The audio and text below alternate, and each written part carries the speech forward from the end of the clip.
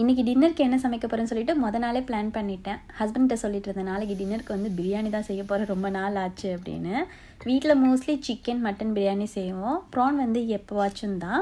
இது வரைக்கும் நான் ஃபிஷ்ஷில் பிரியாணி வந்து வீட்டில் செஞ்சதும் கிடையாது, சாப்பிட்டதும் கிடையாது. பட் ஒரு நாள் வந்து ட்ரை பண்ணலான்னு இருக்குது. நமக்கு பிரியாணியில் சிக்கனா மட்டனா ப்ரானான்னு கேட்டாலும் சொல்ல தெரியாது. பிரியாணினாலே ரொம்ப பிடிக்கும். அதுவும் மெயினாக பார்த்திங்கன்னா தம் பிரியாணி வந்து ரொம்ப பிடிக்கும். உங்களோட ஃபேவரட் வந்து என்ன பிரியாணின்னு சொல்லிட்டு கமெண்டில் ஷேர் பண்ணுங்கள். தம்பிக்கும் பாப்பாவுக்கும் கேபேஜ் கேரட்லாம் போட்டு கூட்டு வந்து ரெடி பண்ணியிருந்தேன். முட்டை வந்து ஸ்க்ரம்பிள் பண்ணி கொடுக்கலான்னு தான் இருந்தேன். அப்புறம் தம்பி பாயில்டு எக் கேட்டாங்கன்னு சொல்லி 2 பேருமே வந்து பாயில் பண்ணிவிட்டு டின்னர்லாம் கொடுத்துட்டேன். பிரியாணி வந்து இந்த குட்டி குக்கரில் தான் செஞ்சுருந்தேன். இது வந்து 1.5 லிட்டரோடது. இதில் பார்த்திங்கன்னா வீட்டில் ஒரு குட்டி டம்ளர் இருக்குது. அதில் ஒரு டம்ளர் போட்டோம் அப்படின்னா கரெக்டாக இருக்கும்.